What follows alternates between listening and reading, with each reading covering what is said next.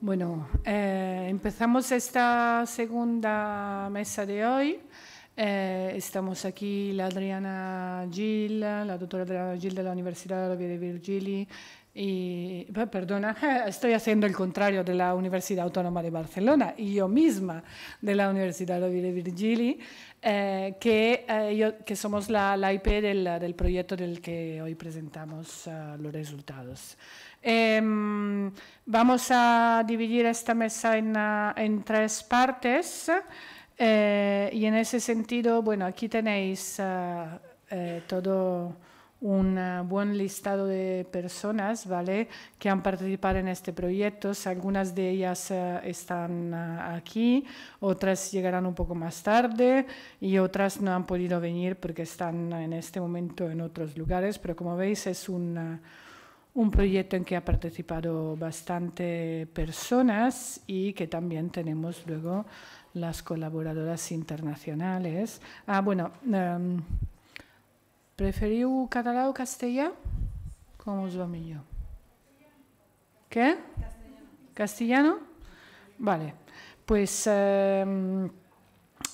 como veis hay un equipo muy amplio de personas y entre las personas que participan, que se han implicado últimamente en el proyecto, también está la persona que estaba anunciada en esta mesa, María, que tenía que explicarnos un poco los resultados preliminares del cuestionario, pero que está enferma, entonces esperemos que esté mucho mejor. Por esto hemos ido ampliando un poco de partes, Adriana y yo. Y os voy a empezar presentando un poco el proceso de la investigación que hemos hecho. Luego Adriana entrará en una parte de los resultados y luego yo seguiré con una parte de los otros resultados. Y esta tarde luego habrá las mesas paralelas en que trabajaremos sobre aprendizajes específicos del proyecto con muchas de las investigadoras del proyecto. Entonces, algunas cosas ya se han comentado, pero vamos a situar un poquito donde nos ponemos, ¿no? En primer lugar, la cuestión de normalmente los trabajos de investigación que hablan de metodología cuantitativa parten de hacemos un cuestionario y lo aplicamos. En cambio, para nosotros el cuestionario es el resultado, porque es el proceso, como siempre en la metodología feminista, lo que más importa, y porque queremos que las voces de las comunidades universitarias estén recogidas lo máximo posible. Las faltas siempre son nuestras y limitaciones son nuestras, en lo que será el análisis, bueno, el producto del cuestionario, perdonar. Y nos interesa mucho la visibilización de las violencias. Como ya ha comentado anteriormente Pam, el paradigma que nos movemos es el de las violencias de género, gender-related violence en inglés. Queremos remarcar la importancia de este abordaje porque todavía hoy muchos enfoques tienden a separar algunos tipos de violencias y a no reconocer pues de qué manera en realidad el problema no es en el género de los sujetos que cumplen las acciones, sino de la estructura generalizada que hace que determinadas prácticas o determinadas relaciones se acaben conformando como violencias de género, ¿vale? En ese sentido, otro de los enfoques a nivel teórico que queremos evidenciar es cómo desde nuestra perspectiva no se pueden entender hoy en día las violencias de género de una manera uniforme, sino que hemos de cuidar mucho cómo los diferentes sujetos las están viviendo. Pam, antes mencionabas como por ejemplo las personas trans, la persona LGTBI o bisexuales tienden a declarar o experienciar más frecuentemente violencias en las universidades. En cambio, muchas veces nuestros protocolos así como los tenemos hasta el momento. Vamos a ver cómo esperemos que el protocolo marco del que nos ha hablado Tania esta mañana ya recoja mucho mejor esta cuestión, ¿vale? Pero tendrían mucho a homogeneizar los sujetos, ¿vale? Y entonces la idea en nuestro proyecto es cómo salir de esta homogeneización, ¿vale?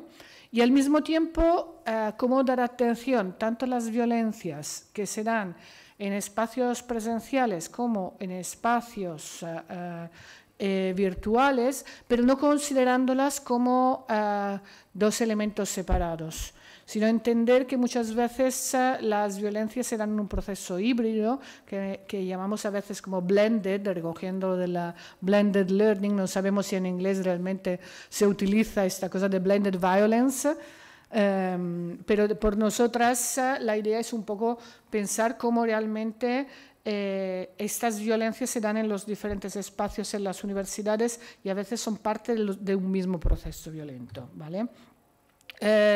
Como ya se ha comentado, en estas instituciones muchas veces se tienden a negar estas existencias. Aquí os he traído solo un par de ejemplos, ¿no?, de cómo ya en 1988 se denunciaban violencias en las universidades. No es algo nuevo y esto es contexto español, ¿vale? Y os he traído una del 2020, pero podremos mirar otras del 2022. O sea, como en realidad sí que hay más conciencias, hay más denuncias, hacer públicos este problema, pero sigue existiendo de una manera muy fuerte, ¿vale? Entonces, uno de los intentos también con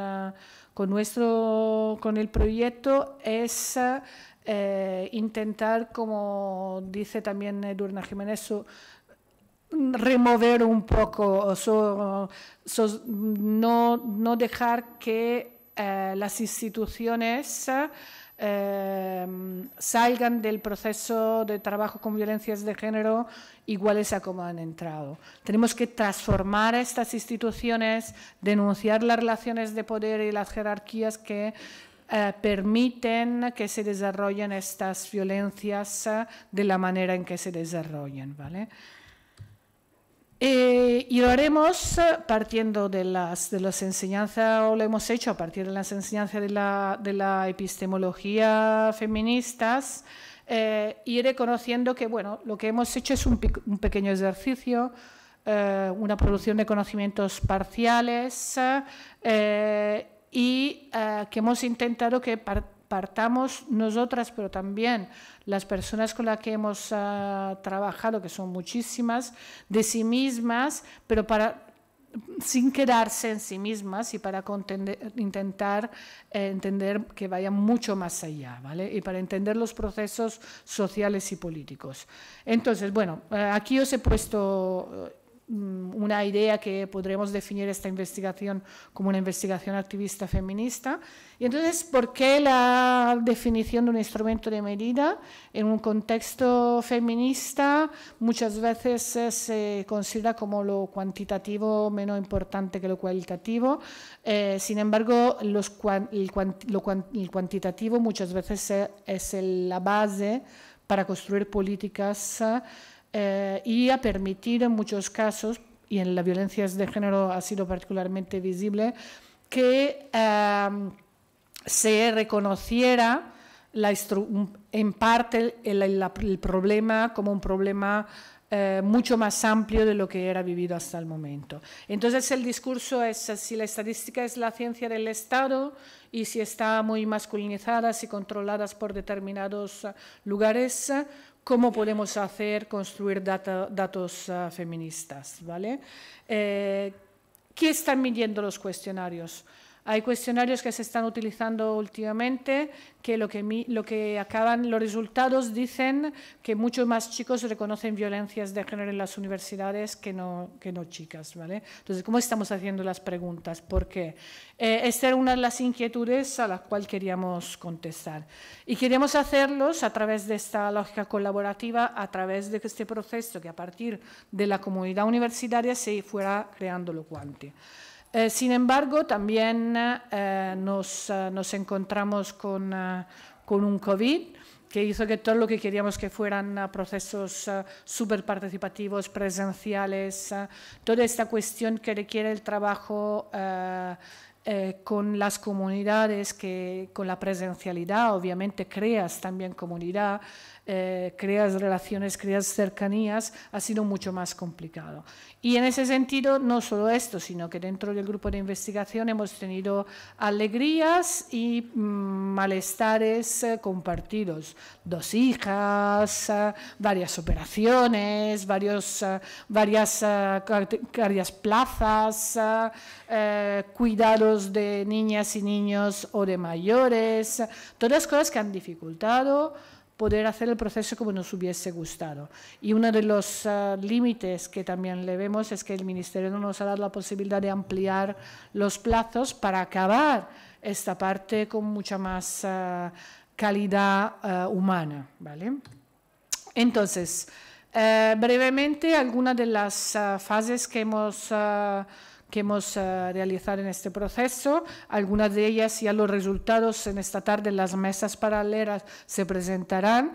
Hemos analizado, no sé, ahora no me acuerdo el número, pero como 50 cuestionarios nacionales e internacionales o sobre violencias de género en las universidades o más en general sobre violencias de género, ¿vale?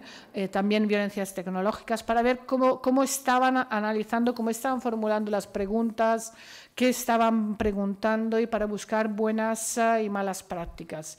Y de ahí hemos sacado muchísimas informaciones, muchísimos intereses y también hemos empezado a pensar en cómo podíamos crear la estructura de nuestro cuestionario.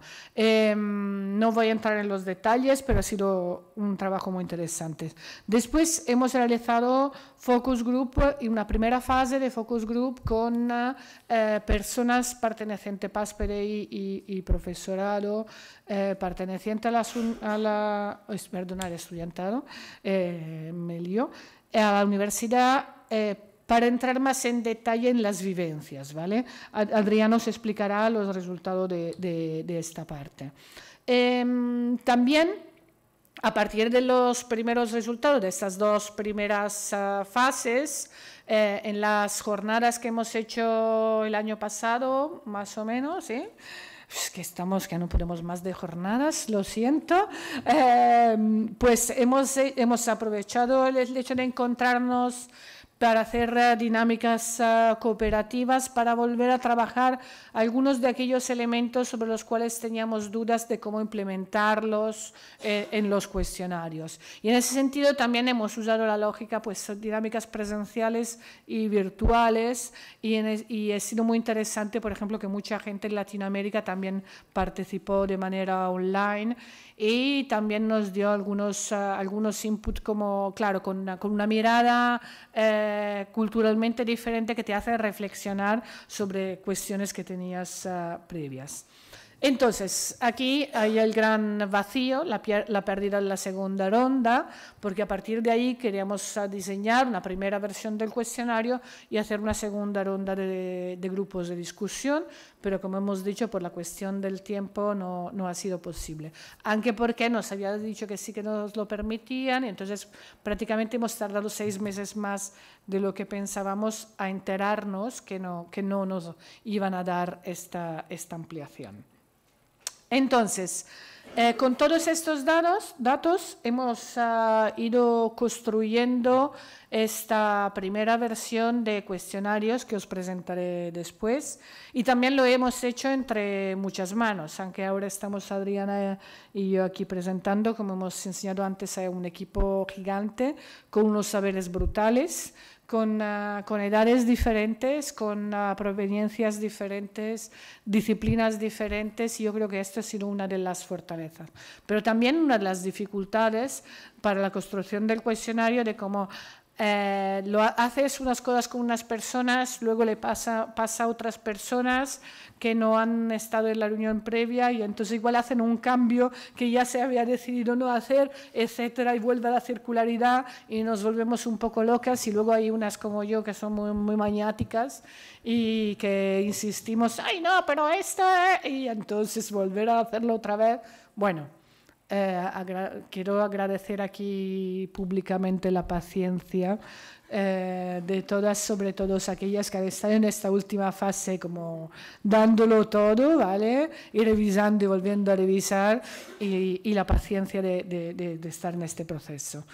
Estamos ahora terminando lo que es la evaluación de expertas. De nuevo, entre las expertas hemos buscado personas de los diferentes sectores de la comunidad universitaria. Lo único que nos sigue fallando es que nosotras queríamos introducir claramente las voces y las perspectivas del personal subcontratado en la universidad, y no ha sido posible. Con la COVID hemos hecho algún intento, hemos contactado a algunas, pero no hemos podido hacer estos grupos de maneras virtuales con personal subcontratado. Y también no hemos creído como muy lógico pasarle esta evaluación de expertas, que son como 300 preguntas que nos quieren matar las personas expertas, porque obviamente era como una cosa, nos parecía como aprovecharnos un poco, ¿vale? Pero es una cosa que tenemos pendiente, que tenemos que hacer. Y también estamos a punto de empezar la prueba piloto en 3 o 4 universidades. La lanzaremos muy pronto, esperemos que nos ayudéis a difundirla y a contestar, y a partir del análisis de estas 2 fases ya mejoraremos el cuestionario. Finalmente, mencionar simplemente como última cuestión, antes de pasar la palabra a Adriana, que todo esto lo hemos hecho con una grande atención a lo que es la difracción, y tenemos también que agradecer a todas aquellas personas, no solo que han participado en los grupos de discusión, sino que han estado en las reuniones de debates, en las presentaciones previas, que nos han dado unos inputs brutales, o en los cursos que nos han pedido. Hemos aprendido muchísimo también de estas prácticas informales, y también en los pasillos, y de todas aquellas personas también que nos han contactado por situaciones de violencias y con dudas y cuestiones. Bien, pues sí, como les comentaba Bárbara, hemos hecho este análisis de la literatura en todos los ámbitos, no solo sobre las violencias ni los cuestionarios, ¿no?, sino todas las cuestiones relacionadas en este sentido, ¿no? Estos grupos de discusión que ahora les comento, y también la creación de nuestra web que teníamos puesta al principio y que esperamos que a estas alturas ya muchas conozcan. Y dentro de esta web, pues los mapas de recursos que tenemos aquí, que son interactivos y que son recursos contra la violencia sexual y de género que hemos recopilado en diferentes ciudades. Ahora se pueden consultar los de Cataluña, País Vasco y Madrid en España, y Ciudad de México, Hidalgo y Puebla en México, a partir de un proyecto hermano, ¿no?, en el que usamos energías también con Segrebuni. Entonces, pues para los grupos de discusión, evidentemente usamos nuestras redes para ponernos en contacto con todas las personas que querían participar en el proyecto, y estos contactos nos permitieron crear 2 grupos online mixtos de la comunidad universitaria, con PAS, personal de administración y servicios, con PDI, personal docente investigador, y con estudiantado, con 16 participantes en total. Y después 9 grupos de discusión también online específicos con personas cuya experiencia de la violencia pues apenas ha sido explorada, ¿no?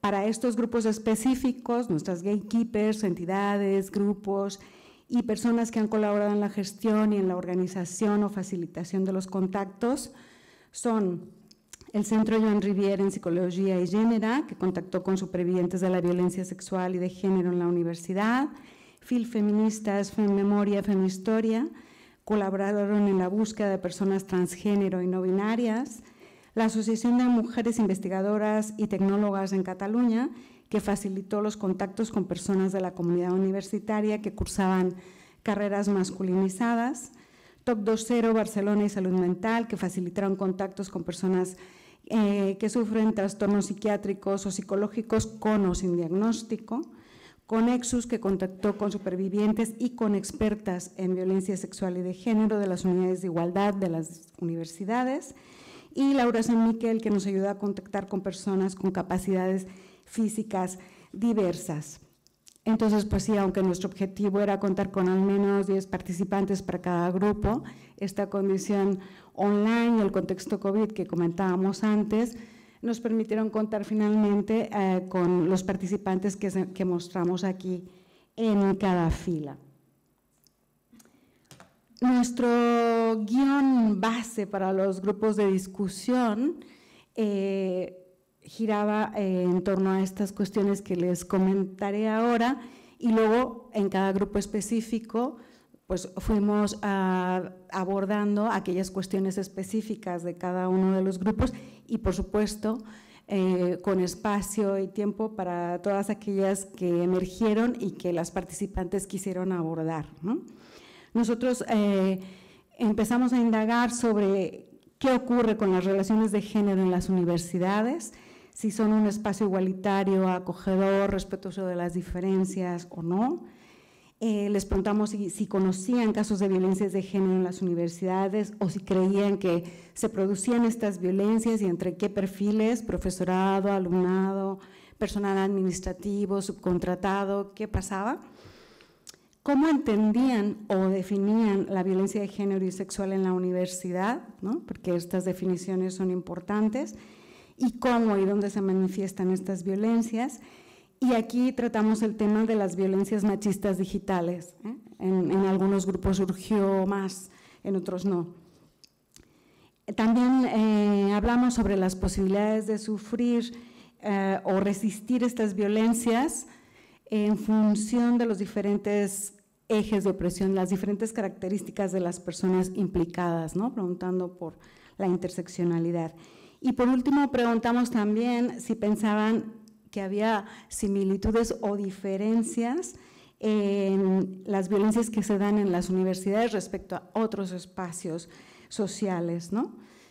En cuanto a la violencia machista digital, es interesante decir que cuando se conocía o se identificó como un tipo de violencia que se da en la universidad, pero en relación a cómo las universidades no están haciendo nada o no están llevando a cabo acciones para prevenirla o para erradicarla, y cómo en muchos casos incluso aún no está incluida o reconocida, ¿no? en los protocolos. Y bueno, pues esta era una cuestión candente. Después, el sentir, nosotros lo hemos agrupado, claro, en estas categorías, pero unas cuestiones importantes que emergieron fueron la necesidad de superar una lógica punitiva, ¿no? O sea, si solo es el protocolo y solo llevamos hacia la denuncia, pues la idea es como castigar, y esto no está afrontando el problema estructural. Después, la otra cuestión es el deber de las universidades de crear un clima adverso, ¿no? Esta cultura que hemos estado hablando desde la mañana, adversa a las violencias de género. Después, una cuestión como específica de las universidades es cómo se produce y se transmite el conocimiento en ellas, ¿no? Y cómo dentro de los equipos que son jerárquicos en sí mismos, y los funcionamientos y las maneras de vida cotidiana son relaciones de poder que entonces llevan en sí mismas, ¿no? En la semilla como de estas violencias de género. Después, la idea también importante de incluir estas violencias machistas digitales y en general todas las violencias sexuales y de género, entendidas como algo que pasa entre los miembros de la comunidad universitaria, independientemente de si pasan en el campus o si pasan en otros espacios, pero que el nexo o la relación es la comunidad universitaria, ¿no? Y que esto debe incluirse o tenerse en cuenta. Y luego, por supuesto, pues pasamos a cuáles son estos espacios donde ocurren las violencias, cuáles son los tipos de violencias que se identificaron, qué efectos a corto plazo y largo plazo pueden tener estas violencias, o al menos los que se reconocen, y quiénes son las personas agresoras o las personas agredidas, ¿no? Cómo pasan estas cuestiones.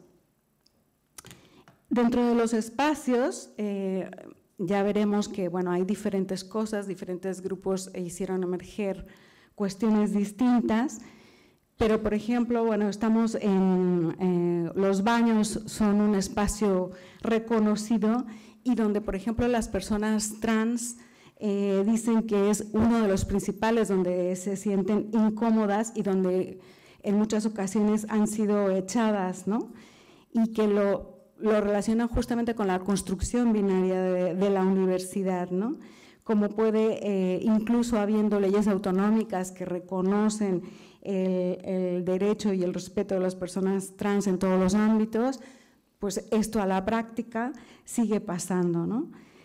Con respecto a las aulas, ¿no?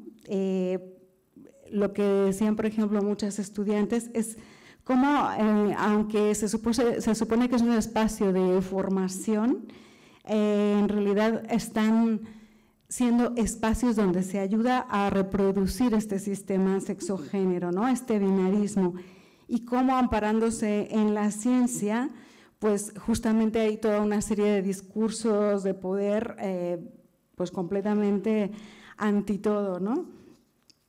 Y aunque pareciera que puede ser un espacio también de pensamiento progresista o de resistencia, en muchas ocasiones las estudiantes se sienten sin herramientas y sin capacidad o sin argumentos para poderle rebatir a las y los docentes, ¿no? Pues lo que están diciendo, ¿no? Porque ellos sí que se amparan o ellas sí que se amparan en argumentos de poder o de saber científico, ¿no? Después también tenemos en estas mismas aulas como lo que sale es la desautorización intelectual de las mujeres, aunque reconocen que igual es algo más sutil, ¿no? Como violencias de género, en cuanto a que se tienen mucho más en cuenta las intervenciones de los chicos, incluso en carreras feminizadas, y que las mujeres, la sensación es que son menos capaces que los hombres, ¿no? Y en determinados espacios, sobre todo de prácticas o de carreras masculinizadas, cómo se encomiendan tareas diferentes por sexos, ¿no? Aún ahora, ¿no? Después tenemos el despacho, ¿no? Como ese espacio súper cargado o simbolizado de relaciones de poder, donde las estudiantes se sienten incómodas y, como decía también, en las aulas desprovistas de herramientas, y cómo en estos despachos suelen ser aquellos espacios donde se da cita personal a las alumnas para negociar notas, para tratar de determinadas cuestiones que les competen, pero que entonces no, están fuera de su red completamente, ¿no? Y como también en estos despachos, en cuanto a compañeros de trabajo, se da constantemente una infantilización de las mujeres por parte de colegas, de superiores, y también una desvalorización de lo que sería su trabajo, cómo tienen que estar constantemente demostrando lo que pueden hacer y que lo pueden hacer. Después también tenemos estos espacios de congresos, donde la sensación también es no estar a la misma altura o no tener la misma disponibilidad y el mismo tiempo para poder dedicarse a la carrera académica, y cómo por ello se es penalizada, ¿no? Constantemente en la vida cotidiana, en los despachos, en los departamentos, en los pasillos. Después tenemos también los pasillos donde parecieran espacios neutros, o donde pues qué va a pasar en el pasillo si es un espacio de tránsito, pero donde justamente se suelen ocupar para estos preguntas personales o comentarios o cumplidos, ¿no? Que se llaman o piropos indeseados, ¿no? No pedidos, que se suele utilizar como ese espacio de, mira, ahora que te tengo cerca, ¿no?, te digo estas cuestiones. Después tenemos también lo que hemos llamado espacios administrativos, donde aquí también las personas trans se refieren a todas las trabas administrativas, legales, etcétera, que aunque en muchas universidades se puede hacer el cambio por el nombre sentido, no hay una centralización de esto. Entonces tienen que hablar constantemente con mucha gente, ¿no?, con muchas personas funcionarias para poder repetir constantemente pues, que se han cambiado de nombre, que necesitan tal trámite, que necesitan tal cosa, etcétera, ¿no? Y como esto es una lucha pues, de cada día. También en estos espacios administrativos tenemos la referencia por parte de las alumnas veladas o con velo, que denuncian cómo siempre, al ser tratadas en estos espacios por las y los funcionarios, inmediatamente, por ejemplo, aquí se cambian al castellano como si ellos no pudieran entender el catalán, aunque hayan nacido aquí o aunque lo hablen perfectamente, y cómo inmediatamente por el hecho de llevar velo, ¿no?, las mujeres con velo se les considera que no son capaces, ¿no? O sea, un prejuicio donde se intersecta pues esto, género, religión, etcétera, y expresión de género para ejercer contra ellas pues estas violencias. Igualmente, en estos espacios administrativos, las personas racializadas también comentan que cuando esta racialización intersecta también con clase social, ¿no?, y con género, pues inmediatamente en estos espacios administrativos son tratadas de tontas, ¿no?, de incapaces, y que esta lucha también es constante. Entonces, por eso también dejan de hacer muchas cosas, de solicitar, por ejemplo, becas, ayudas, etcétera, porque tienen que estar constantemente demostrando estas cuestiones, ¿no? Después tenemos estos espacios que hemos llamado extramuros y en los que los hemos dividido por no curricular y curricular, porque creemos que es importante esta diferencia. Por ejemplo, al grupo de expertas comentaba cómo les llegaban toda una serie de casos de violencias sexuales que pasaban en las fiestas universitarias y que después se trasladaban a otros espacios, o compañeros y compañeras de clase, ¿no?, que después también habitaban otros espacios, pero que la relación era justamente por la universidad, o como los compañeros, ¿no?, que son pareja, ¿no?, de la universidad y que van a otros espacios, pues ocurren estas violencias, pues ninguna de estas se asumía desde los protocolos de las universidades o no se reconocían como algo en lo que se puede hacer algo o se puede acompañar, ¿no? Después también tenemos estos espacios extramuros no curriculares, donde profesores hacen invitaciones constantes, especialmente a alumnas, pues para tratar cuestiones, pues vamos a quedar a un café, vamos a vernos aquí afuera, pues quedemos en el centro, ya que estamos aquí, y que se sienten obligadas a ir o a estar, porque son cosas que les competen, pero que no son espacios universitarios y que por tanto no están reconocidos cuando ahí suceden determinadas violencias, ¿no? Después tenemos también dentro de este extramuros no curricular estos espacios que las mujeres en carreras masculinizadas o las personas vividas como mujeres en carreras masculinizadas nos relatan en tanto que after work, ¿no?, a esto que pasa después del trabajo, pero que forma parte del trabajo, y donde tenemos que quedar para tomarnos las cervezas, donde tenemos que ir a jugar fútbol o donde tenemos que ir a hacer la camaradería típicamente masculina porque son actividades masculinas. Es decir, no quedan para tejer o para cuidar a los críos, entonces ellas sienten que su carrera académica y todas sus oportunidades de ascender o de florecer se ven condicionadas por la no participación o no la participación de la misma manera en estos espacios after work. Después tenemos también este extramuros curricular, donde podamos tener justamente las estancias en el extranjero o los congresos, donde aquí justamente las profesoras y sobre todo las que están a tiempo parcial, ¿no?, nos hablan de cómo la crianza no genera el mismo tipo de limitaciones para todo el mundo, ¿no?, para estas estancias en el extranjero y para estas participaciones en congresos, y cómo esto está limitando justamente también su promoción, ¿no?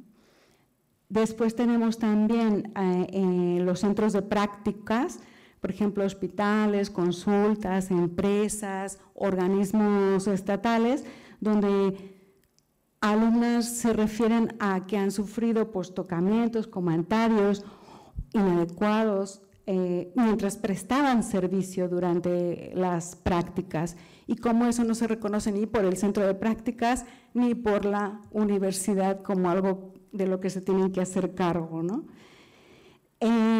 O, por ejemplo, en el caso de la relación que es solamente entre tutor y estudiante de prácticas, y que nos dicen, bueno, pues estamos supeditadas a que el tutor nos ponga la nota, no podemos de alguna manera dejar de pasar tantas horas a solas o supeditadas a este tutor. Y aquí se generan toda una serie de preguntas íntimas o de insistencia en relaciones más afectivas o más amistosas que son indeseadas, ¿no?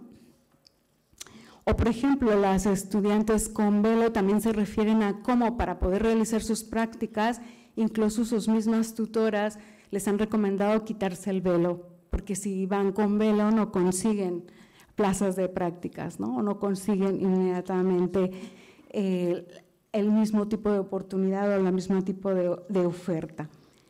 Con respecto a las personas que hacen trabajo de campo, y por ejemplo hablamos de trabajos de campo de todo tipo, y uno de ellos que es particular pues son las arqueológicas, las excavaciones, donde son espacios en los que se convive durante mucho tiempo, ¿no? Y donde se crea todo un ecosistema de vida cotidiana que tengo que convivir con los y las compañeras durante mucho tiempo, y donde no hay ninguna reglamentación en la que se pueda, por ejemplo, poner límite, ¿no?, a este tipo de violencias sexuales y de género. Depende de quién esté a cargo, depende de si está sensibilizada o sensibilizado y de si quiere llevarlo a cabo o no, ¿no?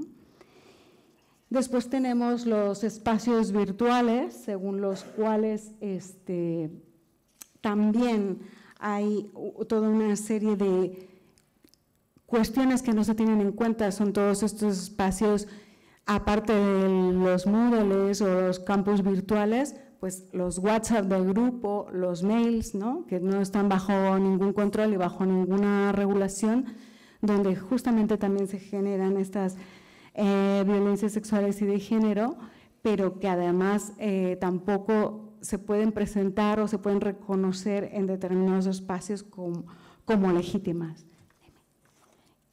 ¿Querías ir acabando? Bueno, es que no tenemos muchísimo tiempo. Sí. Bueno, pues eso, quedan un montón de cosas por comentarles sobre los efectos que tenemos aquí a corto y largo plazo que han sido reconocidos, donde sobre todo hay culpabilidad, ¿no?, y temor a largo plazo, tener vergüenza, no querer la compasión de los otros y no querer esta discriminación. Como en los esquemas de personas agresoras agredidas tenemos pues esto entre iguales, de arriba abajo o de abajo arriba, y que se repite este esquema también de la sociedad de hombre, mujer o persona trans, ¿no?, como elemento de la relación asimétrica o simétrica, pero asimétrica en términos de poder, y la de directores de tesis doctorandas, supervisores subcontratadas, profesores, alumnas, ¿no?, como donde estamos viendo justamente como lo que prima pues es esta relación de poder.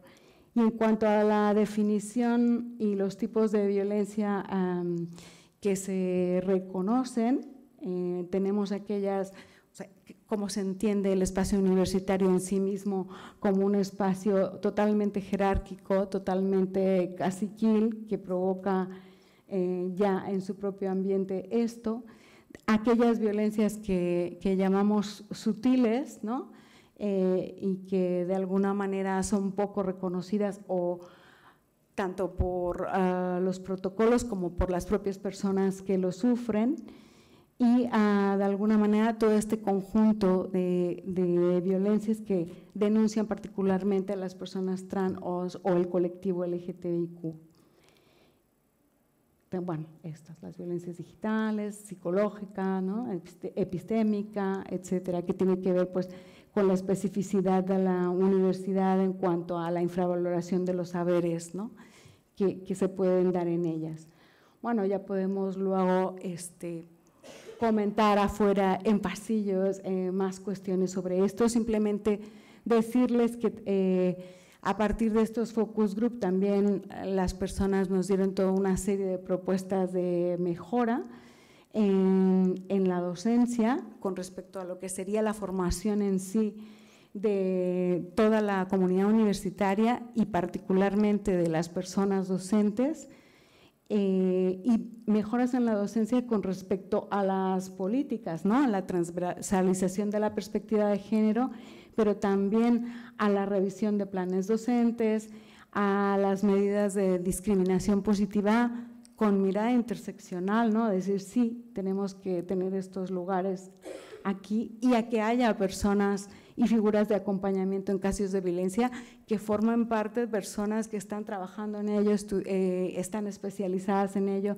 que saben de la cuestión, por ejemplo, ¿no? También tenemos propuestas de mejora en los protocolos, esto que decíamos de no únicamente que sean punitivos, y una mejora en la difusión, y propuestas en las mejoras de las garantías en las universidades, a diferentes colectivos a nivel de derechos, pero también a nivel de atención, es decir, a nivel también de acompañamiento, de restitución, ¿no? De trabajo, de redes, de establecimiento de redes, tanto dentro de la comunidad universitaria como con los movimientos feministas o activistas que también participan de la comunidad universitaria y que no son reconocidos como entidades interlocutoras al respecto, ¿no? Tenemos también recomendaciones específicas para aplicar el cuestionario, donde justamente, como decía esta mañana, lo que importa es que sea algo que permita intervenir y que permita cambiar, no solo esta lógica extractivista de que cojan los datos y adiós muy buenas, y sobre el cómo preguntar, que son todas estas cuestiones aquí resumidas, pero que hemos tenido en cuenta en la construcción del cuestionario, es no solo preguntar por los hechos, sino por lo que se ha sentido, lo que se ha echado en falta, lo que me habría gustado tener, y cómo las preguntas deberían estar ligadas a un contexto concreto para que en cada momento se sepa situadamente en qué se está respondiendo o en qué se está pensando para responder. Y finalmente una cuestión muy importante que es que también se pregunte por las experiencias de solidaridad, de igualdad, ¿no? De defensa, así como se ha preguntado sobre las cuestiones de violencia que se han presenciado o que se han vivido, que también se pregunte y se dé cuenta de estas experiencias de defensa, ¿no? de estos derechos o de ayuda directamente contra estas violencias. Y finalmente también tenemos toda una serie de cuestiones respecto a las resistencias, ¿no? Que son posibles en estos espacios y cómo una de ellas es justamente buscar otras maneras de hacer visibles estas violencias sufridas como una estrategia de resistencia contra las personas agresores, ¿no? Como alternativa a la denuncia, porque muchas veces la denuncia implica sacrificar un puesto de trabajo, una beca, ¿no? Un espacio de continuidad en la universidad.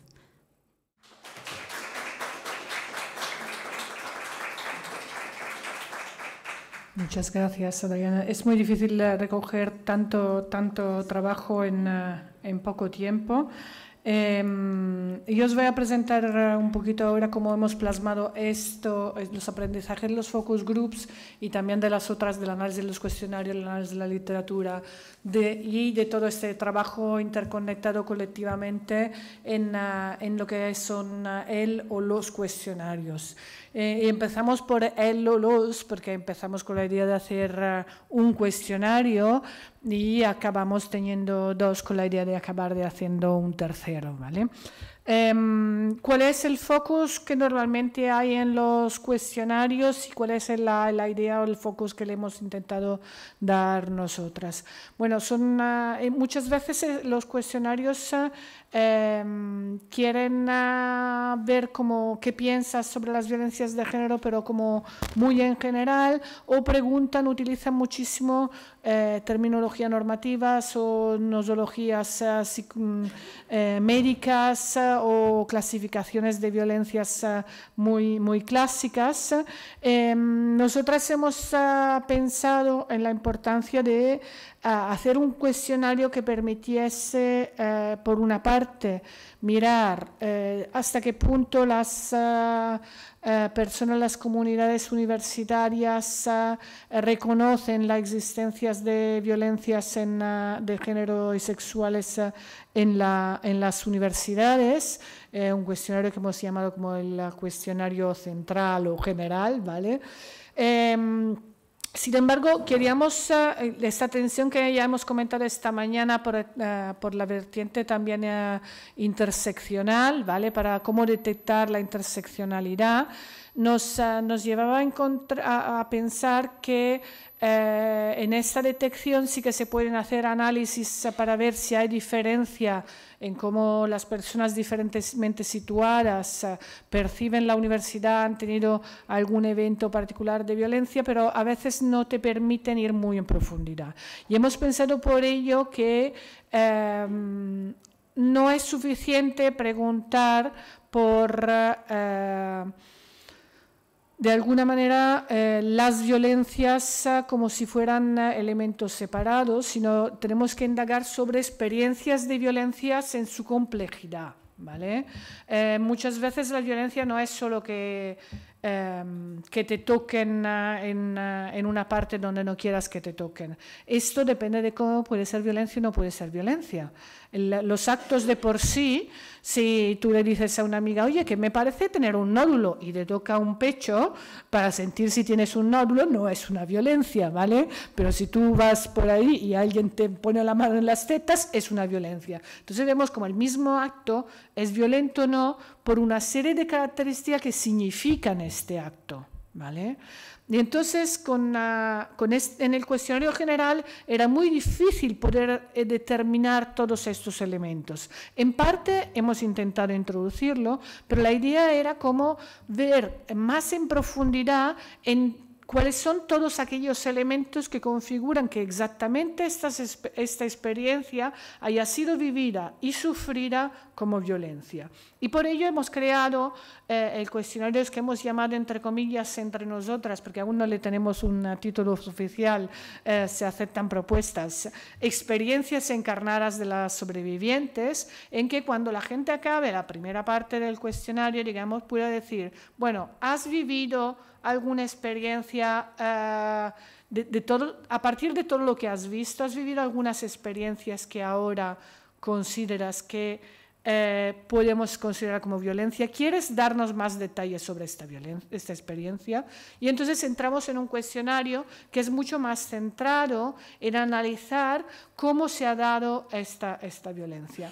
Sin embargo, no hacemos como en algunos cuestionarios, por ejemplo, que hemos analizado norteamericanos, que iban mucho a cuestiones como actos muy específicos, te han puesto el bolígrafo en algún lugar, o cosas que no es la cuestión de detectar de una manera casi voyeurística qué experiencias de violencia se ha vivido, sino de detectar cómo también la presión, el contexto, las dinámicas de poder, la duración, la temporalización han hecho que esta se haya configurado como experiencia de violencia, ¿vale?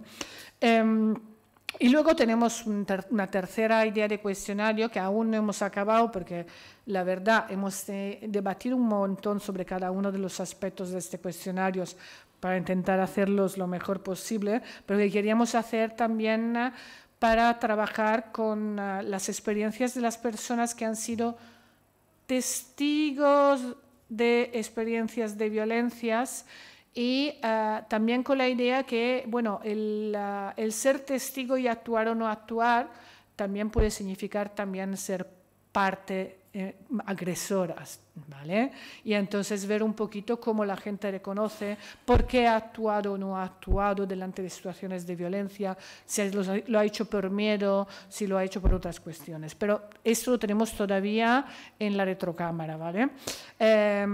Entonces, una de las cuestiones importantes, como nos ha explicado también Adrián, es la cuestión del lenguaje, ¿no? Y por esto, tanto el lenguaje con el que identificamos o nombramos como el lenguaje con el que preguntamos. Hemos intentado evitar utilizar definiciones predefinidas, tipo, ¿has experienciado violencia simbólica? ¿Qué es la violencia simbólica? ¿Te han acosado? ¿Qué es el acoso? ¿Vale? O sea, una cosa es, y hemos intentado usar un lenguaje mucho más coloquial, en el tipo, ¿has tenido experiencia en que te han seguido por la calle, te han mandado email de manera insistente sin que tú te encontraras cómodas al respecto, por ejemplo, ¿vale? Utilizando preguntas que fueran mucho más cercanas a las vivencias de las personas y no categorizando cosas, porque además a veces nos es difícil reconocer la violencia, entonces si nos preguntan, ¿te ha pasado esto? Es mucho más fácil que lo puedas reconocer sin automáticamente ponerle la etiqueta de violencia, ¿vale? Además, ya sabemos que nos sentimos culpables muchas veces y entonces si delante de la palabra violencia igual decimos que no, pero si no está, igual, sí, esto me ha pasado, esto también, ¿vale? Y también justamente por la cuestión de pensar cómo producimos el conocimiento, escuchar las voces de las personas marginalizadas y vulnerabilizadas de cómo se prefieren identificar y etiquetar. Por ejemplo, dentro de la comunidad de personas con diversidades psicológicas, algunas personas se autodeclaran neurodivergentes, otras no. Entonces tuvimos todo el debate, pero si ponemos neurodivergente hay gente que no lo entiende, ya, pero hay gente que se siente cómoda con ello. Entonces, ¿por qué no poner varias definiciones y que cada uno ponga la con que se siente cómoda? Y si alguien no lo entiende, pues no usará, no pondrá para definirse, ¿no? Entonces, todo esto lo hemos ido definiendo en dos grandes bloques, que hemos definido el bloque que nos sirve para entender la interseccionalidad y el bloque que nos sirve para entender las violencias, las tipologías de violencias, ¿vale? Muchos de las preguntas que hacemos en estos bloques claramente no son interseccionales de por sí. Son preguntas que nos permiten a través del cruce entre las preguntas, identificar si hay cuestiones de interseccionalidad. Y entonces, dentro de la interseccionalidad hemos dividido en dos áreas que serían más relacionadas a los ejes de diferenciación, esas serían las dos dimensiones, y a las posiciones de poder académico institucional. Los ejes de diferenciación son los más típicos de opresión: género, edad, raza, capacitismo, no me acuerdo qué más, clase social, disculpar, y otros muchos de este tipo. En los otros son más posiciones de poder, roles en la academia, relaciones personales, etcétera, etcétera. Y dentro de cada uno de estos hemos hecho preguntas dirigidas a las personas encuestadas, a las sobrevivientes, a las agresoras, y también en el de sobrevivientes, digamos, entre comillas, ¿vale? En el cuestionario de sobrevivientes, entre comillas, en la relación específica que había entre el sobreviviente y la persona agresora en el momento que pasara esto. Relación de amistad, relación directa, de poder directa, no solo cuál es tu rol, sino si hay una relación específica. Una cosa es que tú eres profesor y el otro estudiante, otra es que eres la directora de tesis de alguien, ¿no? Obviamente la relación específica es diferente. Y finalmente, sobre los dos ejes, también hemos intentado ver si había una conciencia propia de las personas de cómo esta interseccionalidad funcionaba. O sea, no solo intentamos analizar si estos ejes marcan diferencias, sino también si las personas que contestan reconocen que marcan diferencias, ¿vale? Por ejemplo, en el caso de las personas sobrevivientes, pues le hemos preguntado, ¿crees que alguna de estas características tuyas ha influenciado la manera en que has vivido la violencia? ¿O crees que la de la persona que ha ejercido, persona, institución o grupo, porque siempre mantenemos las tres, que han ejercido la violencia ha influenciado, ¿vale? Sigo rápido porque tenemos poco tiempo, quiero debatir un poquito también. Luego tenemos el otro grande bloque, que es de las dimensiones que hemos definido sobre violencias, que son tipología, acto, contexto y afectación. Voy rápida porque ahora voy a entrar en detalles en cada una de ellas. Entre tipologías y actos violentos, esa es la forma que hemos encontrado, como os decía antes, para intentar romper la dinámica de has sufrido violencias de pareja, ¿vale? No, vamos a ver qué actos, qué situaciones ha vivido, ¿vale? Entonces, dentro de cada una de ellas, en ambos cuestionarios hay elementos pertenecientes a las dos dimensiones, ¿vale? Pero es verdad que en el de sobrevivientes hay mucho más sobre actos violentos y en el general hay más sobre tipologías de violencias, ¿vale? Y entonces a través de lo que habíamos visto en los grupos de discusión, en la literatura y en todos los debates que habíamos tenido, hemos identificado como una serie de experiencias que pueden darse de violencias de género dentro de las dinámicas académicas. Por ejemplo, pues si por ejemplo han habido experiencias de apropiación de las publicaciones académicas relacionadas con el género. O sea, no solo aquellas violencias más extremas o más reconocidas como violencias de tipo sexual o físico, sino anche todas las que tienen que ver con un sistema violento respecto a las relaciones de género. Bueno, hay muchísimas, no podemos entrar en todas ellas, ¿vale? Pero como veis, hay las simbólicas verbales, la que se dan en las dinámicas académicas también en las clases, por ejemplo, ya has hablado también de las violencias epistémicas, y ahí todo el debate, cómo podemos preguntar sobre las violencias epistémicas sin decir si hay violencia epistémica y que el estudiantado se reconozca, y no solo el de ciencias sociales, sino también el que está en otros contextos, etcétera, etcétera. Las que tienen que ver con la libertad sexual, con las expresiones o con las dinámicas de libertad sexuales, las violencias específicamente institucionales y las afectivo-sexuales, ¿vale? Muchas de ellas en realidad se cruzan, no es que están tan divididas, pero claro, hemos intentado enmarcarla para no dejarnos ningún espacio sin explorar. Pero sobre todo creemos que lo que marca bastante las diferencias con otros cuestionarios es esta atención que hemos dado también a la contextualizaciones y la valoración de las violencias y a la atención a la afectación que ésta tiene.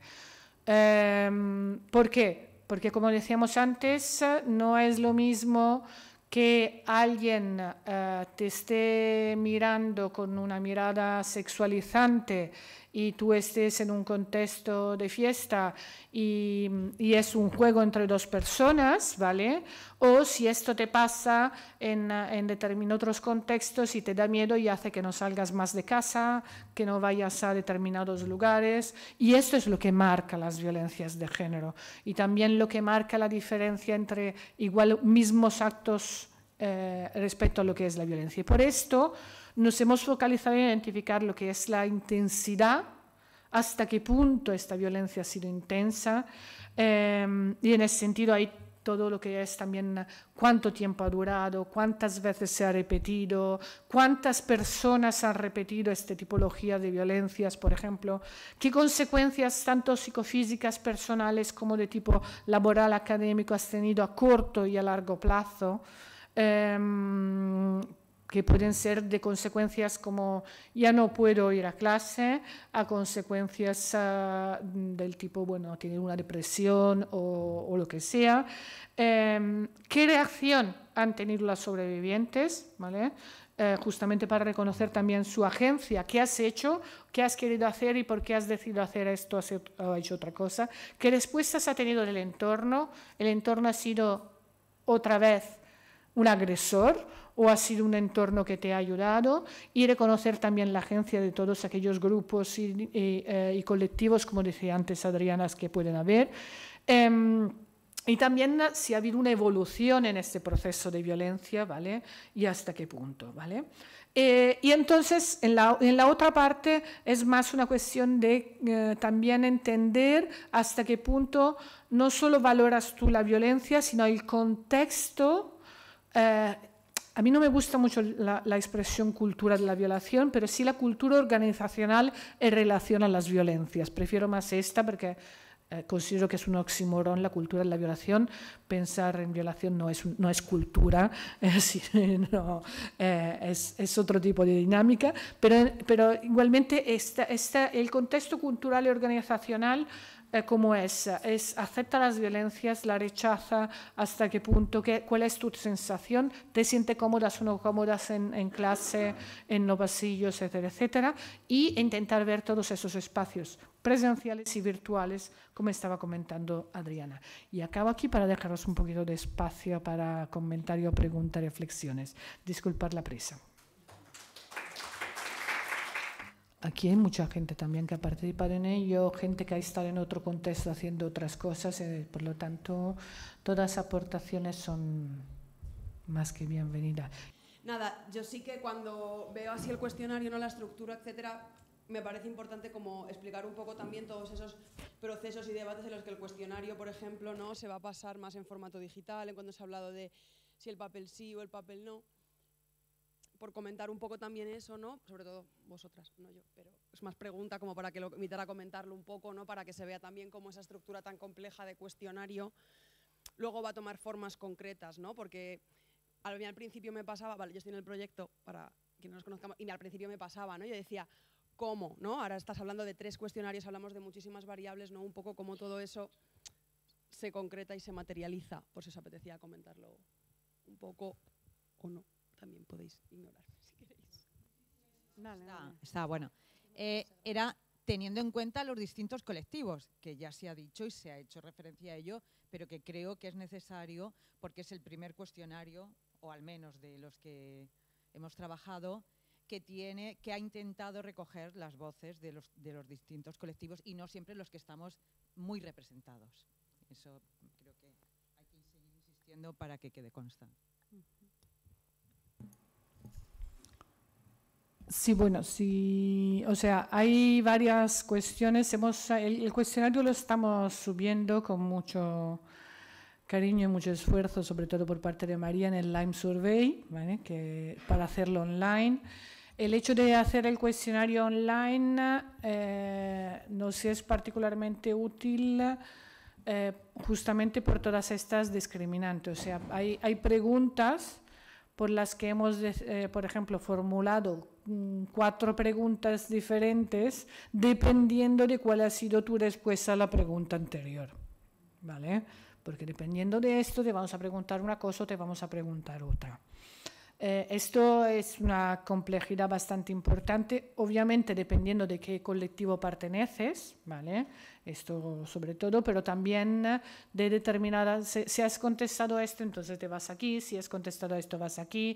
Por ejemplo, si igual para el personal de administración y servicio no nos parecía relevante incluir toda la parte sobre las dinámicas de aula, porque era como, ¿cómo le vamos a hacer 8.000 preguntas sobre dinámicas de aula cuando sí que puede haber algún personal de administración de servicio que va a las aulas, pero son la minoría, ¿no? Entonces dijimos, bueno, le quitamos este bloque, por ejemplo. Pero aquí era más fácil porque era un bloque entero. Pero hay algunas cosas como, claro, contemplar que alguien puede ser estudiante y trabajadora al mismo tiempo y tener diferentes roles, ¿vale? Contemplar que igual tú estás contestando en un momento, pero luego cuando nos hablas de la violencia específica, lo estás haciendo de una violencia que te ha pasado hace 5 años cuando tenías un otro rol, y entonces te tenemos que preguntar si tenías el mismo rol o no, y si no, volverte a hacer algunas preguntas. Claro, todo esto con un cuestionario en papel hubiese sido imposible de seguir, porque claro, la gente no puede saltar de uno a otro y entonces la virtualidad nos ayuda en ese sentido, pero somos conscientes que esto tiene 2 grandes limitaciones grandísimas. Una es que queríamos hacerlo que fuera válido también para el personal subcontratado, y la idea es también pilotarlo con personal subcontratado, pero somos conscientes que es algo complicado, ¿vale? Y la otra limitación es que aún no hemos podido hacerlo como mínimo, y no sé cómo se tendría que hacer con cuestiones de lectura fácil. Y con facilidad por personas con dificultad de visión, etcétera, etcétera. Accesibilidad cognitiva, sí. Sí, que es una cosa tan compleja. Aquí es la tensión, ¿no? Entre estamos complejizando un montón, pero al mismo tiempo y intentando incluir es feísima, respetar, reconocer las experiencias y las vivencias de los colectivos más vulnerabilizados, pero justamente para aumentar esta complejidad corremos el riesgo que en algunos casos estamos no permitiendo, y esto es algo que tenemos que seguir reflexionando y ver luego cómo se podrían también readaptar los cuestionarios. También una de las cosas que pensamos es la posibilidad de que en un segundo momento algunos de estos cuestionarios se puedan utilizar en espacios diferentes. Por ejemplo, el de sobrevivientes, por parte de lo que son los servicios de atención de las universidades, puede ser una herramienta muy útil, incluso sin haber contestado al general. Aquí esta cosa que decimos, faltan datos, y faltan datos sensibles, es una manera de recogerlo que puede ser anónima y que puede permitir ir más en profundidad en esas experiencias de violencias. El de testigos agresores también se podría aplicar, por ejemplo, en las mismas clases, para luego hacer una reflexión sobre la responsabilidad colectiva y lo que se está viendo y todo esto, con mucho cuidado, obviamente, de quien está haciendo este tipo de trabajo tenga una buena formación, como decía Tania anteriormente, que es necesaria en violencias de género, porque si no puede ser más desastre. No sé si quieres comentar algo más. Yo tengo una pregunta, no sé si me perdí, pero en algún momento dijeron que el cuestionario estaba en la página web. ¿Está o no? ¿O todavía no? Estará, que lo dejaremos a disposición. Vale, sí. Vale. Sí, sí. Y la otra cosa es, bueno, dos pequeñas preguntas. Desde la perspectiva de las personas que, o sea, ya imaginando lo que después se va a hacer con el cuestionario, ¿no? De la perspectiva de las personas que lo contestan, ¿qué información tienen? O cómo, digamos, lo contesto y luego ¿qué va a pasar a nivel personal, digo? Y a nivel institucional, ¿cómo imaginan o cómo prevén, no sé, que este cuestionario se apropian las diversas instituciones de él y qué hacen luego con el cuestionario, ¿no? ¿Es voluntario contestarlo? ¿Va a ser obligatorio? ¿Es muy largo? Entonces, bueno, no sé, ¿qué problemas pueden haber ahí y cuál, digamos, es la finalidad última de aplicar ese cuestionario y cómo imaginan que, digamos, que entidades dentro de la universidad o de la institución, ¿no es cierto?, se hagan cargo de esta información y con qué miras, ¿no es cierto?, van a... Vale, gracias. ¿Empiezas? Bueno, a ver, el cuestionario sí, que no está todavía online porque estamos todavía haciendo las fases de pilotaje y de evaluación, ¿vale? La primera pregunta, perdóname, la segunda era sobre cómo imaginamos que se implemente. Que lo utilizarán las instituciones, y la primera es que a nivel individual, ¿no? ¿Qué pasa? Sí. Tú contestas y ¿qué te pasa a ti luego? ¿Para qué te ha servido? ¿Qué pasa?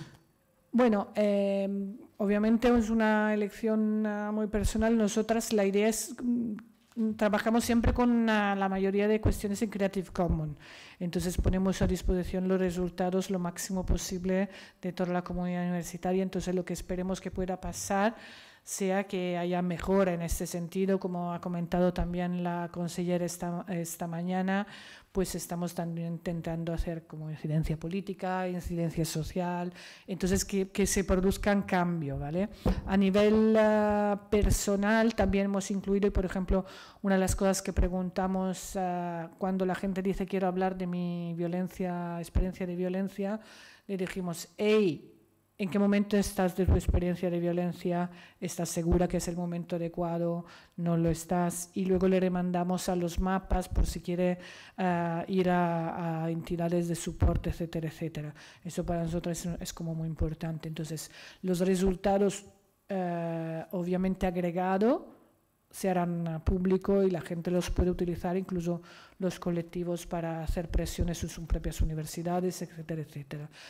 Luego, ¿qué pensamos de cara al futuro? Para mí, y ahora no lo hemos hablado tanto, entonces es una cosa, bueno, sí considera un poquito, pero para mí a nivel personal, mi idea sería intentar que, por ejemplo, desde el Departamento de Educación, desde el Departamento de Universitat de la Generalitat se hiciera una aplicación masiva, ¿vale? Para tener datos amplios y respaldados y poder hacer un análisis en profundidad, ¿vale? Porque creo que daría de sí para esto, ¿vale? Y también a ver si bueno, también tenemos pensado hablarlo con gente dentro del ministerio y a ver si es posible por ahí, etcétera. Obviamente luego hay los usos que los colectivos pueden hacer de manera individual, porque si el cuestionario está público se puede usar. Se pueden pensar como múltiples maneras de utilizarse, pero yo creo que lo bueno sería poder tener, justamente por esta visibilización, poder poner una gran cantidad de datos. Y es verdad que para tener esta gran cantidad de datos, lo mejor es que se haga desde órganos amplios, ¿vale? Y no simplemente desde las propias universidades. Porque además no se trata, a veces la universidad tiene mucha resistencia a decir, no quiero que se vea qué ha pasado en la mía, ¿vale? Y entonces si se hace amplio, se verá que han pasado de manera muy parecida en muchas universidades. Y entonces esto... Y luego también está la cuestión, o sea, siguiendo con este tema de a nivel personal, claro, un poco la idea es de visibilizarlo a nivel público, pero también que esto sea una visibilización colectiva también, ¿no? A nivel personal pasa que igual esto, ir contestando si es el momento, me ayuda también a ir identificando, ir poniendo nombre, porque estas palabras y estas preguntas y estas también han sido sacadas de la experiencia de la comunidad universitaria, ¿no?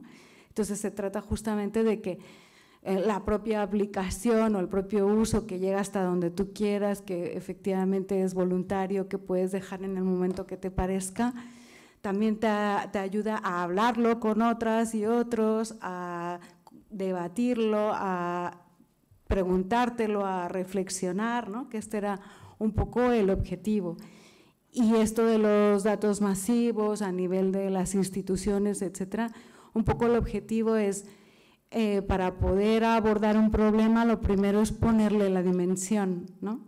Entonces, dimensionar y visibilizar, que es el título del proyecto justamente, es ponerle esta dimensión y luego poder decir, pero aquí nos falta tal cosa, ¿no? Pues llámale formación, llámale protocolo, llámale acompañamiento, llámale restitución, llámale cultura, llámale transversalización, lo que sea, pero le hemos puesto una dimensión entre todas las que queramos usarlo, y por eso lo importante es no solo las universidades, sino cualquier colectivo o persona que quiera usarlo, ¿no? Esta es la idea de difracción, no solo de difusión del conocimiento que es de arriba a abajo, ¿no?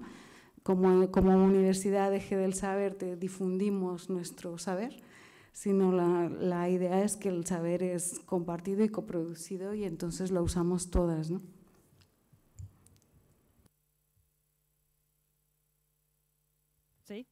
Vale, la idea es que respecto a lo que ha pasado, ¿no?, en muchos otros espacios, de la cual sí que tenemos datos, en el espacio universitario estos datos no se han recogido. Es decir, tenemos unas por lo menos en el caso español, muy diferentes del caso inglés y estadounidense, pero tenemos muy pocas investigaciones hay muy pocas investigaciones en general. Entonces sabemos que es algo que pasa y tenemos la percepción que algo pasa y lo sabemos, pero nunca lo hemos cuantificado. Y además no tenemos un estudio sistémico que nos permita cuantificar y cualificar también el tipo de violencia. En este momento tenemos unas respuestas políticas a priori respecto a una idea que tenemos sin tener exactamente una imagen de lo que está pasando. Entonces, si tenemos que pensar a las posibles... al posible impacto que un cuestionario como este puede tener a nivel de implementación política, bueno, lo que nos dará, y esperemos, ¿no?, en esta respuesta masiva de poder hacer un estudio, como decir, cuantitativo y cualitativo potente, es decir, justamente esto, ¿vale? Entonces, ¿qué tipo de implicación puede tener a nivel político? Tenemos que hacer cambios. ¿Tenemos las políticas adecuadas, ¿no?, que era más o menos lo que estaba diciendo Adriana y que decía Tania esta mañana, o tenemos que pensar a otros tipos de políticas? Tener una fotografía de la realidad de algo de lo cual por el momento tenemos la sensación. Yo diría que es esto, más que nada. Sí, y sobre un par de cosas más, que sobre lo que decía Adriana del que ya de por sí es un proceso contestar. En el cuestionario general hemos en ese sentido puesto unas preguntas justamente para ver esto, que son 2 preguntas que hacemos al principio y al final sobre la percepción de la violencia de género, que son las mismas, y que queremos ver si al final han cambiado de idea, ¿vale? Y esa es una manera porque creemos que también, o sea, cuando estamos hablando de visibilizar, creemos que el cuestionario en sí mismo puede ser una herramienta para ayudarte a visibilizar. Y de cuestionarios, ahora hay uno que han hecho en un proyecto europeo que se llama UNICEF, que acaban de publicar ahora también, que tienen muchas partes que se parecen, sobre todo algunas sobre cómo preguntar, etcétera, que se parecen a tipos de preguntas que también hemos incluido en el cuestionario, pero tiene un enfoque ligeramente diferente, ¿vale? Solo para decir que yo creo que es importante reconocer también la existencia de múltiples trabajos, no somos las únicas que estamos trabajando en esto, y hay gente que lo está haciendo desde otra perspectiva. Y también para nosotros es interesante quizás resaltar, aquí tenéis algunos, ¿vale?, que con la red que hemos ido creando en estos años ha sido muy útil para crear un montón de otros mini proyectos, etcétera, de diferentes tipos. La exposición que tenéis ahí, que está ahí fuera, por ejemplo, es de otro proyecto de Photovoice que hicimos con las estudiantes para la sensibilización. O sea, el marco también nos ha permitido disfrutar de diferente manera, ¿vale? Y esperamos seguir haciéndolos y encontrar siempre más aliadas.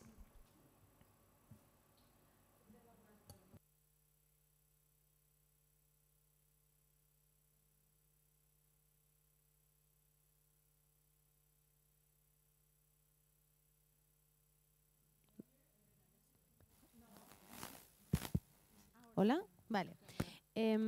Quería preguntar, en el cuestionario, ¿qué variables se recogen a nivel de, o sea, se recoge género, edad o lugar o de procedencia o de residencia para que cuando se haga el volcaje se pueda, bueno, estudiar los datos? ¿Cuáles son las que se recogen? Esta es una pregunta.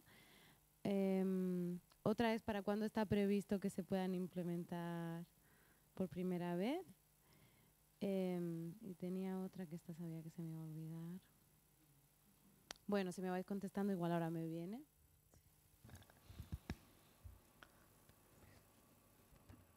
Bueno, sobre cuándo se implementará, el piloto debería estarse implementando ya.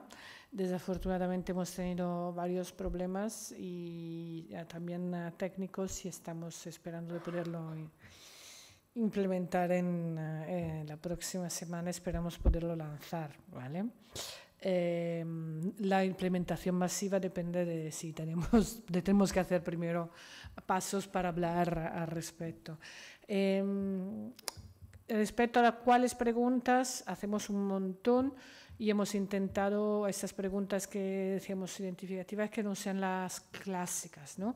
Género recogemos, pero por ejemplo, otra de las cosas que hacemos es intentar no poner siempre los géneros o las respuestas normativas como primeras, ¿vale? Si no, dejamos que se pongan otras respuestas. Tenemos obviamente cuestiones de edad, tenemos cuestiones no recogemos dónde vives porque pedimos, bueno, de momento es automático porque universidad es, entonces, no hemos recogido lugar de origen.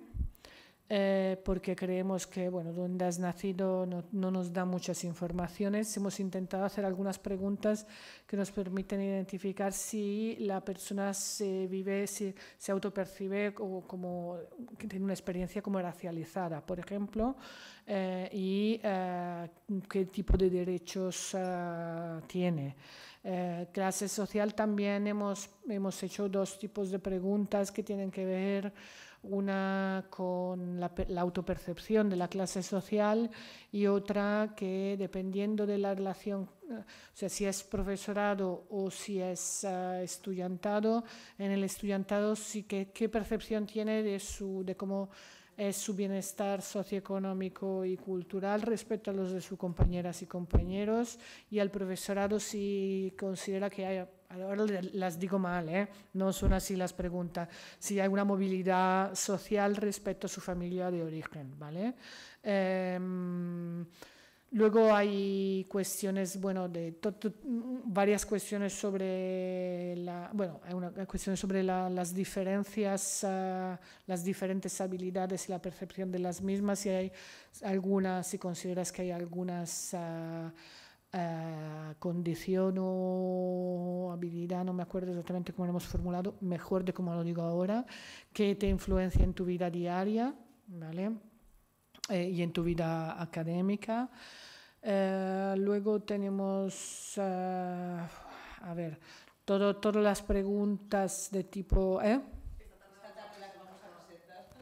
Sí, en las mesas, en las conversaciones paralelas, sí, ahí se comentarán con más detalle para que... Vale, sí, también estaba pensando en si se divide por campus, por tipo de estudios, por el año. También. Porque es muy diferente la realidad, ¿no? De un también, campus y de sí. otro. Sí, efectivamente, de cada disciplina, por ejemplo, sí. Sí, hay un montón de preguntas de este tipo. ¿Qué te parece? Uy, madre. No lo hemos calculado, aunque porque el problema de calcularlo, pero el problema de calcularlo quizás es también ver todas las que son condicionales. O sea, que entonces, no es el mismo itinerario, o sea, no son todas para una misma persona, digamos, son como itinerarios diferentes. ¿Cómo habéis reflejado si, dependiendo si es un espacio, digamos, más normativo o no, en función de lo curricular que ha sido un poco el margen que habéis establecido, cómo de agravante es el tipo de violencia? Es que me generaba la curiosidad y digo, voy a soltarla, a ver qué tal. Merci. No hemos definido si el espacio agrava la violencia, ¿vale? Si acaso esto creo que sea algo que puede ser un resultado del análisis, ¿vale? Porque según por ejemplo, como hay preguntas de dónde te ha pasado, como hay preguntas de cuáles han sido los efectos de esta violencia, ¿vale? Luego puedes ver si el que haya pasado en un lado u otro te ha implicado determinados resultados, ¿vale? Lo que sí también es si es en múltiples espacios, tiene diferencia que si es solo en un espacio, o sea, esto obviamente sí, pero no hemos pensado como agravante algo, pero claro, obviamente si es algo que te llevas en 10 espacios o en uno, cambia. O si es solo en un pasillo que pasas de vez en cuando o es en toda la universidad, claramente sí que hay una diferencia. No sé si... Allá al fondo, ajá, atrás. Mi última pregunta es entiendo que tienen un apartado en donde abordan el espacio digital, ¿no es cierto?, y las violencias que ahí se dan, pero el cuestionario en sí o una de sus versiones está hecha o adaptada para pasarse en universidades o en algún tipo de estudio 100% online. ¿O no? ¿O tiene que ser 100% online, es todo online. Todo el cuestionario es digital. O sea, pero para las personas que estudian 100% online, ¿sí? Porque o sea, no hablo simplemente del aula, o sea, se adaptó para... ya. Que si se pregunta, no hay pasillos y no hay despachos y tal, sino que tus estudios son online. Claro, la UOC, no sé, ¿se podría pasar este cuestionario? Sí, totalmente adaptado. Sí se puede pasar, Sí, lo que pasa es que no hicimos la distinción, ¿no? De tú que estás en la universidad online, contesta, ¿no? Sí. Por preguntar por cosas presenciales, digo que claro, a veces se da por entendido que no todo el mundo estudia presencial. Exactamente, sí. La idea de las violencias machistas digitales, y tal como surgió también en los grupos de discusiones, que era una cuestión que tenía que ser transversal. O sea, no hay un como afuera y adentro, ¿no? No hay unos espacios fuera y otros dentro, sino que son parte del mismo conjunto, o sea, son una misma violencia que es recurrente, que en algunos casos lo que pasa es que se redifunde, ¿no? Se revictimiza, etcétera. Lo digital tiene unas características o unas especificidades, ¿no? Pero que en realidad es transversal, y un poco el objetivo era ese. De todos modos, mira, pues buena cosa que sí, comentario. Yo creo sobre todo que igual ahora sí que tendremos que volver a revisar si no hay alguna pregunta que igual se tendría que cambiar alguna palabra, ¿vale? Yo creo que en general sí que es aplicable, pero igual hay alguna pregunta. Para que no genere una fuera, ¿no? Sí, que se podría, pero cuando además justamente analizamos los dos ámbitos, tanto por las presenciales como por las virtuales, porque si estás en una virtual igualmente a veces puede ser que tengas reunión, pero sí que es verdad que, por ejemplo, cuando decimos despachos, no hemos especificado o reuniones online en privado con el profesorado, por ejemplo. Esto igual se podría mirar alguna cosa en específico, que si es experta del tema, encantada que nos ayudes en esto. Fantástico, sí, fantástico. Muchas gracias. Bueno, de entrada, enhorabuena, me parece brillante lo que habéis explicado aquí, es súper interesante. Mi pregunta o mi preocupación iba un poco en la previa, es decir, cuando comentaba Paloma, ¿no? Yo como estudiante, fuera de un circuito académico, de trabajo o de formación específica en violencias,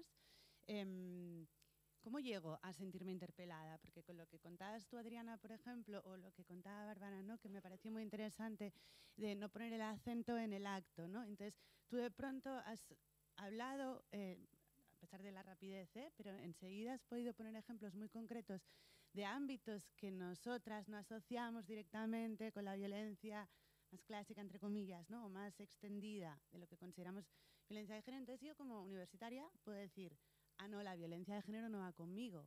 Pero en realidad dentro del cuestionario yo tengo un montón de cosas en las que sí que me están interpelando, ¿no?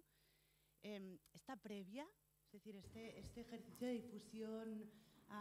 de cómo hacer que entre algo, ¿no? ¿Cómo se hace para que la gente entre y para que la recogida de datos, de alguna manera, una vez la gente haya contestado, no solo hayan contestado a las personas que hayan sufrido una violencia mucho más específica o más lo que entendemos comúnmente como violencia de género, ¿me explico?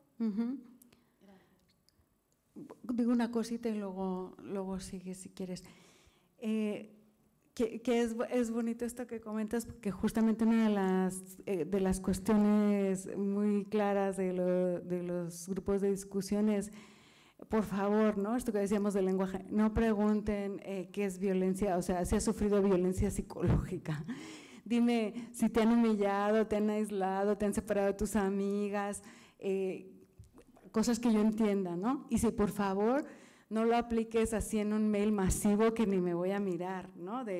Aquí está el cuestionario, ¿no? Lo manda la rectora o el rector, contéstalo, por favor no hagas eso, sino acompáñalo, ¿no? De una campaña boca a boca y de una campaña que venga también de los míos, de mis referentes, ¿no? Entonces, por ejemplo, con ejemplos de preguntas, ¿no? Que entonces ahí se pueden poner ejemplos de preguntas de este tipo, de las que parece que no van conmigo y resulta que sí van. Y dices, ¿no? ¿Te habías planteado esto, ¿no? Como violencias sexuales y de género en la universidad? Pues aquí tienes el cuestionario. Y un poco esta era la idea y el espíritu, ¿no? que comentamos en los grupos. Sí, yo creo que la difusión masiva aún no la hemos pensado, ¿vale? Realmente, poco a poco, que estamos con 10.000 cosas a la vez, pero creo que es un muy buen punto a pensar. Yo creo que incluso que probablemente no deberíamos presentarlo como un cuestionario sobre violencias de género en las universidades, sino más bien sobre dinámicas y relaciones en las universidades. De hecho, muchas preguntas hemos cuidado mucho que la palabra violencia apareciera hacia el final del cuestionario. En toda la primera parte no hay. ¿Has vivido experiencias del tipo? ¿Has vivido situaciones como? ¿Te ha pasado que, suelen pasar acciones de cómo? Hay toda una serie de preguntas en la mayoría del cuestionario central que no usan la palabra violencia, ¿vale? Y solo en algunos momentos ya entramos utilizando más la terminología, ¿vale? Eso es porque no se retraigan. E igual sí que es una buena idea que la difusión no se haga exactamente diciendo vamos a trabajar sobre violencia, sino vamos a trabajar sobre relaciones y ver si más gente está interpelada. Y luego, como decía Adriana, quizás, o sea, si bien yo he hablado pues de hablar con el departamento de universidad, al mismo tiempo deberíamos hacer un trabajo igual con grupos colectivos estudiantiles, grupos de paz, sindicatos, etcétera, para intentar que se vea como una necesidad de varios grupos y no solo de unos, ¿no? Obviamente pensando en la restitución también de los datos, por ejemplo, diferenciado por paz, si quieren en los de paz, por el profesorado, por estudiantado, a según a qué colectivo, ¿no? ¿Cuánto tiempo nos queda? Yo creo que estamos prácticamente fuera de tiempo, entonces si hay alguna entonces si queda alguna cosa más, las invitamos a esta tarde a seguir con las conversaciones paralelas de 3 a 4 y media. Nos vemos en diferentes aulas. Aquí en la mesa les comentamos, aquí fuera les comentamos en dónde está cada una, pero también lo tenemos en la web. Igual lo leemos o lo enseñamos un segundo. Enséñalo, en jornadas finales. Abajo. Porque yo, por ejemplo, no me he apuntado en qué iré. Aquí. A ver, las personas que quieren trabajar sobre políticas universitarias estarán al seminario Martín Baró de Psicología. La reflexión metodológica epistemológica, donde estarán estas preguntas que nos comentaban al aula 109 de la Facultad de Filosofía y Letra. Aquí arriba. Pero este B7... Déjalo en aula 109, pero vale. Si preguntan a alguna persona del PAS de la universidad, reconocerá el código anterior, vale. Pero a la aula 109. Prevención y sensibilización a la 110 y International Learning, que será en inglés.